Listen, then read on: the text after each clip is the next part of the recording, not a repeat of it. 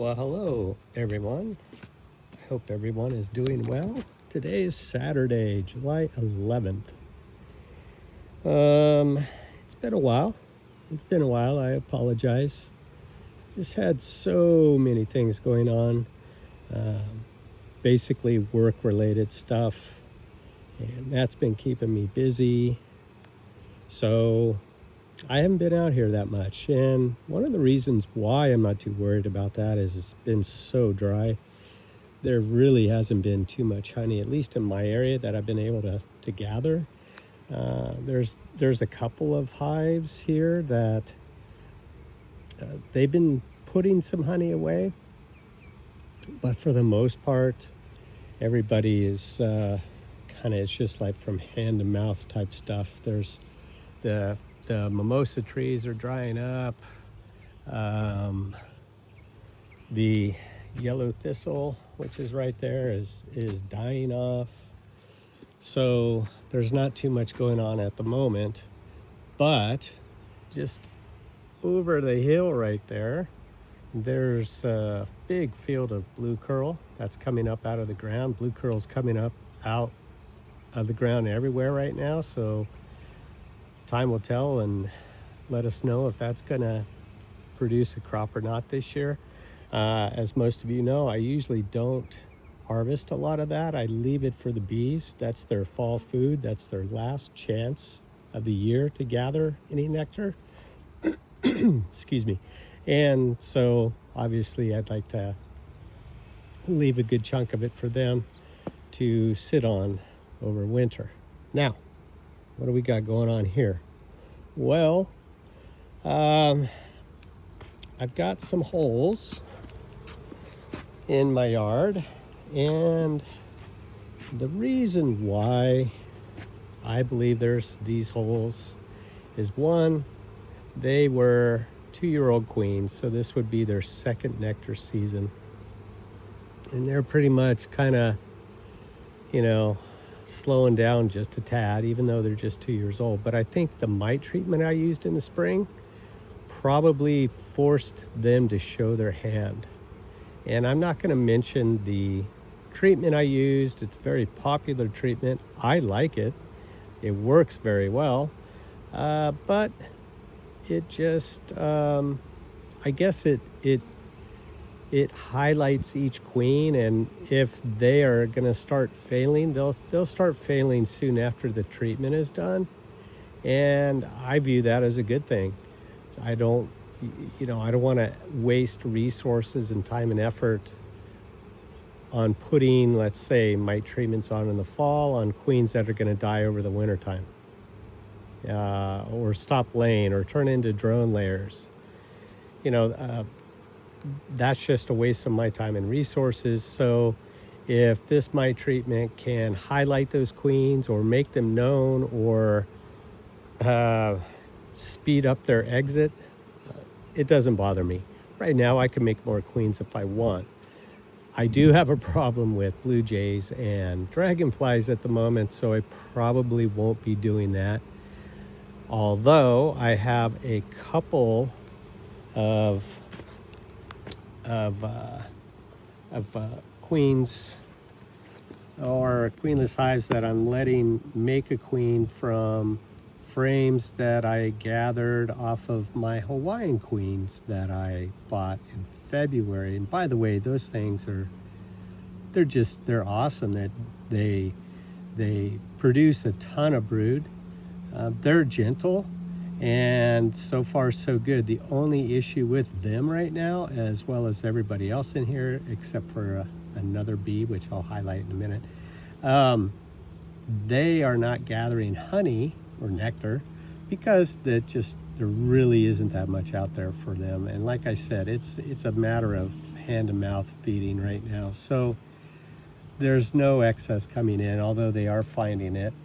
But anyway, so these two colonies, they got a frame of open brood and eggs from my best producing Hawaiian queen, and I'm letting them make their own. Same with that one. What I do for a queenless hive is I get something either piece of wood, or in this case it's a chipped off brick, but usually it's a piece of wood, and I hang it over the the top edge of the box. There's another one over there. That's another one, although I don't have anything hanging over the edge, but I will right now. I don't know what happened to that one. It might have blown away. So anyway, the Hawaiian queens are doing good. We'll see probably in 2 weeks. I'll check on the other hives that are queenless, that were given materials to make a queen. So we'll see what happens. Other than that, the one bee that I wanted to highlight is the Golden West Queen. So this right here is a Golden West Queen, and half of, let me get this way. Half of the third box, the third deep, is just slam packed with honey, except of course the middle couple frames. That one is full. They're working on this one, and I don't know where they're getting it, but the biggest thing I wanted them to do is draw out some foundations for me. What else? The tallest one right there, Golden West. This one, Golden West. This one, Golden West. And that one too, with the medium. They are definitely bee collectors. They are nectar collectors. Again, I don't know where they're getting it from. Hopefully it's not a neighborhood hummingbird feeder that someone decided not to put red food coloring in. Time will tell on that. But I'm really counting on those 5 or so hives to hit the blue curl this year. And if the blue curl does produce, I'm expecting that I'll get a little surplus from them, because what I'll do is I'll distribute some frames around to these other hives just to make sure that they have food if in fact they are low on food. So that's about it with that. But as you can see, it's just kind of it just seems that the Golden West queens are doing a lot better than the rest of them. Even the Hawaiians, like I said, they just don't. I don't know. They're just not as good a collectors as the Golden West.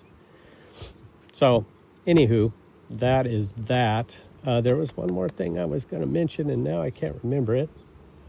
Oh, yeah. So, I have, as you can see, the color difference. These have been wax dipped. This one, I'm doing a little experiment. I've talked about it on a couple of lives. I bought a product called Seal Once waterproofer. It's like a marine waterproofer.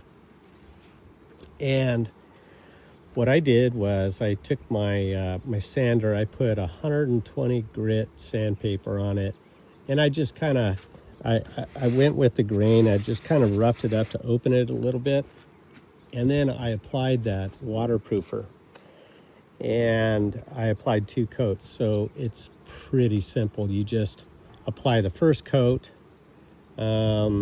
I did like 4 or 5 boxes at one time. Then I went back to the first one and then applied the second coat to the other ones. And by the time I got back to the first one, it was completely dry. The wood had soaked it in. It took it in. And so I have some boxes at home. I just took my hose to it, and right now the water is beading off of him. So I'm going to see what happens. The reason why I did this is when I bought these boxes, the new place that I'm going to, they do not have their setup yet for wax. It's probably going to be this winter by the time they get everything gathered and put together and stuff like that. So that'll give me some time to see how that waterproofer works. And if it does work, I don't mind doing a little work myself. I kind of like doing that. It's not saving me time like a wax dip would, but hey, whatever. So anyway, if you're a DIY guy, look up Seal Once Marine Waterproofer, and it's some sort of nanotechnology.